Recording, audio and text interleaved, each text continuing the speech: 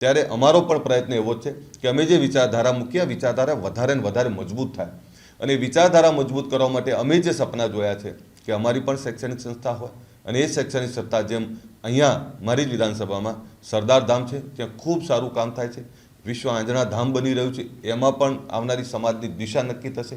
મારા ત્યાં રેક સંસ્થા રબારી સમાજની ખૂબ સુંદર સંસ્થા બની છે. મારા ત્યાં પ્રજાપતિ સમાજનું ભવન એની પણ સંસ્થા બનવા જઈ રહી છે. એ તમામ સમાજોની સંસ્થાઓ મારી ત્યાં બની છે અને કામ કરી રહી છે. બ્રહ્મ સમાજની પણ ખૂબ સારી સંસ્થા છે. એટલે તમામ સમાજની સંસ્થાઓ છે તો સ્વાભાવિક છે કે જે સમાજમાંથી હું આવું છું, જે સમાજનું પ્રતિનિધિત્વ કરું છું, એ સમાજની પણ ચિંતા હોય અને એના જ માટે રાજ્ય સરકાર જોડે અમે એક જમીન માગી, જે જમીન થકી અમે આ સમાજનું એક સારું શૈક્ષણિક ભવન બનાવી શકીએ. એ જ રીતે અડાલજમાં અમે જ્યાં જગ્યા માગી ત્યાં રાજ્ય સરકારે સૈદ્ધાંતિક નિર્ણય કર્યો છે કે હા, તમને અમે બજારના 50% ભાવે આ શૈક્ષણિક ભવન બનાવવા માટે જગ્યા આપી રહ્યા છે. ત્યારે રાજ્ય સરકારનો પણ આભાર માનું છું, મને ભૂપેન્દ્રભાઈનો આભાર માનું છું, આદરણીય નરેન્દ્રભાઈ અને અમિતભાઈ શાહ સાહેબનો આભાર માનું છું કે જેમણે સંવેદના બતાવી અને આ સમાજ માટે પણ આ જમીનની ફાળવણી કરી છે. સાથે આપને કહું કે આ સંસ્થા જ્યાં બની રહી છે ત્યાંથી સરદાર ધામ 1 થી 1.5 કિલોમીટરમાં છે. અમે ઈચ્છીએ છીએ કે જે સમાજો વિકસિત બન્યા છે એ પણ અમને માર્ગદર્શન આપે, અમને સહકાર આપે અને અમારો એ પ્રયત્ન છે ને એમાં તમામ સમાજો જોડે રહ્યા છે. અને આપને એમ નવાઈ લાગશે કે રાત્રે 3 વાગે કેમ, તો એક સમાજ એક સંદેશો આપવા માગે છે કે અમે હવે વ્યસનોમાં ડૂબેલા નથી, વ્યસનોના કારણે નશામાં ડૂબી અને અમે ઊંઘતા નથી, અમે હવે જાગ્યા છીએ.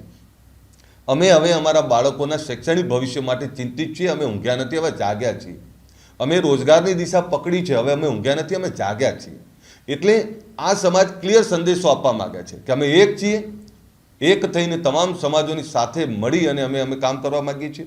તમામ સમાજો જે રીતે અમને પ્રેમ કરી રહ્યા છે, અમે તમામ સમાજોને પ્રેમ કરી રહ્યા છીએ. એ જ રીતે અમારે પણ આવનારી પેઢીનું, અમારા બાળકોનું ભવિષ્ય સુરક્ષિત કરવું છે અને એના માટે અમે શૈક્ષણિક ક્રાંતિ માટે ભેગા થઈ રહ્યા છીએ. હવે આ સમાજ બદીઓની કુરિવાજોમાં સપડાયેલો નથી, અમે એમાંથી બહાર નીકળવા માગીએ છીએ. એનો દાખલો જોયો છે કે અમે દિયોદરમાં જે બંધારણ બનાવ્યું એ બંધારણ થકી સમાજમાં ક્રાંતિ આવી. એ જ રીતે આપને કહું છું કે જે રીતે આ સમાજ તમામ ક્ષેત્રે આગળ વધી રહ્યો છે એમાં આખા એ ગુજરાતના તમામ લોકો અમે જોડે રહ્યા છે. સામાજિક આગેવાનો હોય, રાજકીય આગેવાનો હોય, શિક્ષિત લોકો હોય, શિક્ષણવિદો હોય, તમામ લોકો અહીંયા જોડાઈ રહ્યા છે. ઓલમોસ્ટ 7,000થી વધારે ગામના અમારા સ્વયંસેવકો આવવાના છે. અને આપને જાણીને નવાઈ લાગશે કે અમારા ગાંધીનગર તાલુકાના 20થી વધારે ગામના અમારા આગેવાનો એવું કહ્યું કે જ્યારે ગુજરાતનો આટલો મોટો સમાજ અહીંયા આવતો હોય ત્યારે એમને જમણવાની નાસ્તાની વ્યવસ્થા, લાઈવ નાસ્તાની વ્યવસ્થા અમે કરીશું. એટલે એમનો પણ આભાર માનું છું.